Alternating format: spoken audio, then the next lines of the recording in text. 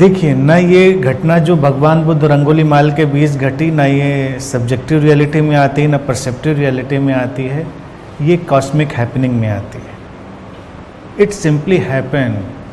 ना बुद्ध को पता था कि घटना घटेगी, ना अंगुलीमाल को पता था घटना घटेगी, नहीं पता था। मैं इस चीज़ को बिल्कुल निश्चितता से कह सकता हूँ। अब घटना घट गई, उसका डॉक्यूमेंटेशन हो गया, वो दर्ज कर दी गई साहित्य में, तो लोगों को लगता है कि कुछ चमत्कार किया होगा भगवान बुद्ध ने, कुछ जादू किया होगा। फिर इतने डाकू लुटेरे उनके जीवन काल में आसपास थे, तमाम लोग आसपास थे ऐसे डाकू लुटेरे, सबको तो नहीं बदल दिया। अंगुलीमाल एक बदल गया। अंगुलीमाल से भी ज़्यादा खतरनाक डाकू लुटेरे बेशक रहे होंगे, क्योंकि वो उस समय का वक्त ऐसा था। तो एक घटना है जो आ गई, तो भगवान बुद्ध के पास निश्चित ही ऐसी कोई डिवाइस नहीं थी कि वो जिसके सामने जाएं वो परिवर्तित हो जाए, क्योंकि घूमे तो बहुत, जिनको परिवर्तित होना था वही हुए, हर कोई तो नहीं हुआ। दुश्मन भी थे उनके। उनका ही चचेरा भाई देवदत्त नहीं बदला। सामने तो क्या, उनके साथ खेला, उनके साथ खाया, उनके साथ पला बढ़ा, वो ना बदला। अंगुलीमाल क्यों बदला? कॉस्मिक हैपनिंग थी, मिस्ट्री थी, जिसका किसी को पता नहीं था। हुआ तो हुआ, नहीं हुआ तो नहीं हुआ। अब घटना ये भी हो सकती है कि अंगुलीमाल ने उनका सिर उड़ा ही दिया होता, तो इतिहास अलग तरह से लिखा गया होता कि एक दुर्दांत हत्यारे को बदलने के लिए बुद्ध ने अपना बलिदान कर दिया। उनकी करुणा इतनी चरम थी कि अपने को बचाने की आवश्यकता तक नहीं समझी। अगर उसको महिमा मंडित करना होता तब भी ऐसे ही लिखा जाता, और तब भी लोग कहते कि बताइए कहाँ इतना कोई करता है किसी को बदलने के लिए, अपनी जान दे दी किसी को बदलने के लिए। घटना बस ऐसे ऐसे थी, क्या होगी। इसलिए मैं निश्चित रूप से कह सकता हूँ क्योंकि ऐसी घटना मेरे साथ भी घट चुकी है। चूँकि हमारे पास कोई डॉक्यूमेंटेशन नहीं रहता, न मेरी रुचि रहती है ऐसी प्रचार प्रसार में, तो डॉक्यूमेंट अगर बनाया जाए तो बन जाएगा। मेरे पास भी एक लड़का आता था जब मैं यूनिवर्सिटी में था। अंगुलीमाल रॉ मटेरियल था, वो थोड़ा एडवांस था, शार्प शूटर था लड़का वो।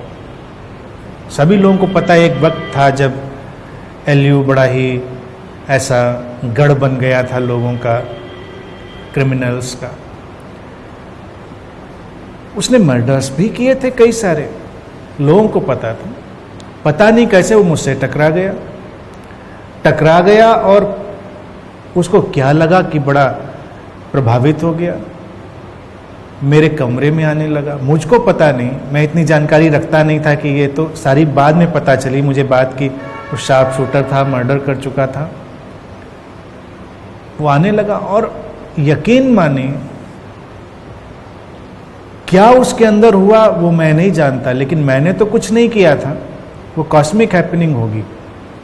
इतनी श्रद्धा में वो बैठे, जो शायद किसी के सामने कभी नरम भी न पड़ा हो, मेरे सामने रोया, अपना दुख बयान किया। तो मैंने ये भी देखा, मेरा अनुभव इसलिए बदला कि जो लोग बुरे होते हैं वो सचमुच में उतने बुरे नहीं होते हैं। परिस्थितियाँ, उनके घटनाक्रमों ने उनको उतना बुरा बना दिया होता है। उनका दिल फिर भी कहीं कोमल होता है, और फिर समाज सुधरने नहीं देता। सबसे बड़ी चीज़, अगर वो चाहे कि आज मैं छोड़ दूं, कभी किसी रेज में, कभी किसी गलती से उससे कुछ हो गया और वो आज चाहे सुधरना, तो ना कानून सुधरने देगा, ना समाज सुधरने देगा। तो उसके पास आगे ही जाने का रास्ता होता है। तो हम अपराधियों को परमानेंट अपराधी बना देते हैं। जैसी अभी की सामाजिक व्यवस्था है, तुम देखो उसमें कोई सुधार की व्यवस्था नहीं है, वो परमानेंट क्रिमिनल बनाने की व्यवस्था है। सजा वही करेगी। एक मौका मुझे याद आता है कि उसने कहा कि जब मुझे पता चला कि वो ऐसा करता है, तो मैंने कहा क्यों करते हो ऐसा? कह रहा सर मुझे नहीं पता मैं क्यों करता हूँ, आप यकीन मानिए। फिर उसकी बात वही थी, सर्वाइवल उसका उस पर खड़ा हो गया क्योंकि लोग नहीं जीने दे रहे थे। उसने आप कहें मैं कल से छोड़ दूँ। मैंने सोचा इस बात पर और उसकी आंखों को देखा, मुझे आंखों में उसके दिखाई दिया कि बिल्कुल छोड़ देगा। लेकिन मैं बहुत प्रैक्टिकल अप्रोच शुरू से ही रखता हूँ। मुझे लगा अगर इसने छोड़ दिया तो लोग इसको नहीं छोड़ेंगे।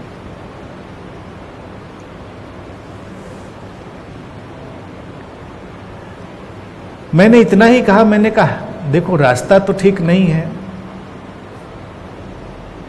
तुमको विचार करना चाहिए इस पे। मुझे नहीं पता कि क्या हुआ, उसको मेरी बात का असर हुआ या उसके अंदर जो भाव उठा था छोड़ने का उसने सचमुच में छोड़ दिया। मुझे पता चला कि बाद में कुछ महीनों के बाद उसका भी मर्डर हो गया, कुछ लोगों ने उसको उड़ा दिया गोली से। मैं ये कल्पना कर सकता हूँ कि हो सकता है उसने प्रतिरोध ना किया हो या अपने हथियार उसने हटा लिए हों तो शिकार बन गया हो, कुछ भी संभव है। घटना करीब करीब अंगुलीमाल जैसी है, उसका पर्सपेक्टिव अलग है। अगर उस समय मैं संघ बनाने पे निकला होता, कोई धार्मिक झंडा गाड़ने में निकला होता, तो उस रात जिस दिन वो मेरे सामने बैठा था बिल्कुल संभव था मैं उसको दीक्षा देके कन्वर्ट कर लेता।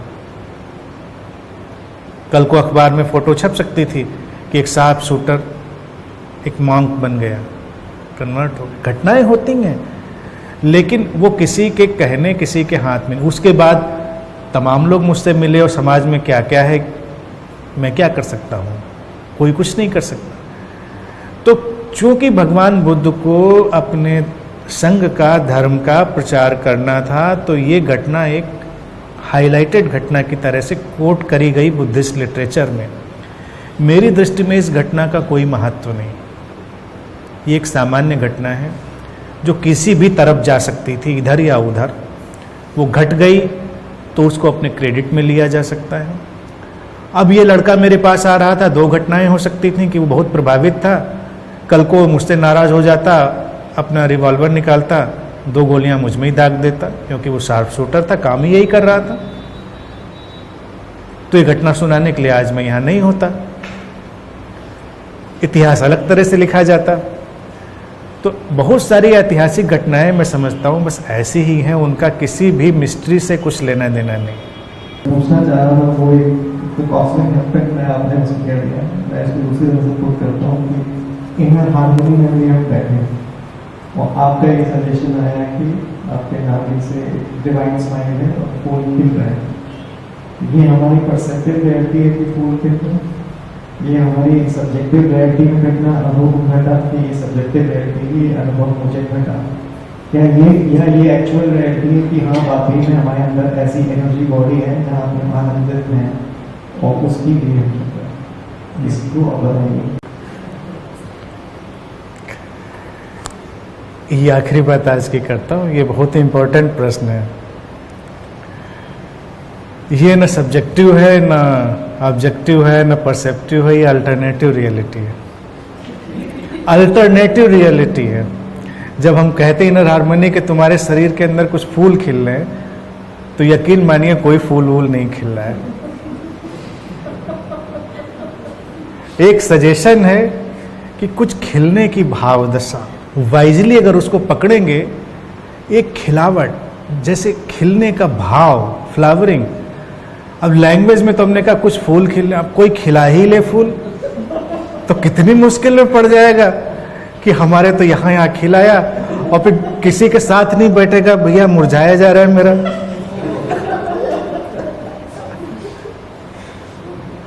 तो अच्छा है हमारे जोर से किसी का नहीं खिलता, मुश्किल में पड़ जाएगा वो। अब हमने तो सुझाव उसमें यही दिया कि जैसे कुछ फूल, हमने जैसे वर्ड लगा दिया है उसमें।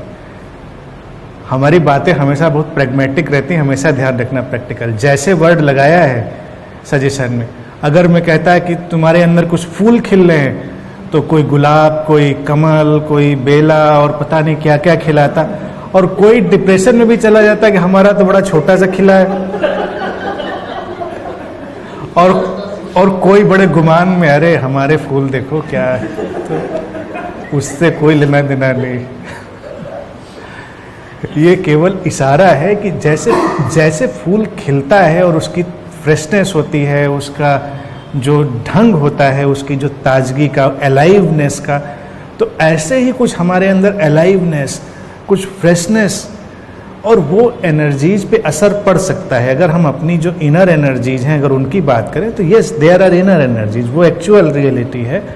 तो इनर एनर्जीज को अगर थोड़ा सजेशन मिले कि there is something like flowering, तो एक अलाइवनेस और जो वो फूल जैसी खूबसूरती है वो अंदर पैदा हो सकती है। बस उतने से ही मतलब है, बाकी किसी चीज़ से मतलब नहीं। ठीक है, आज के लिए इतनी ही।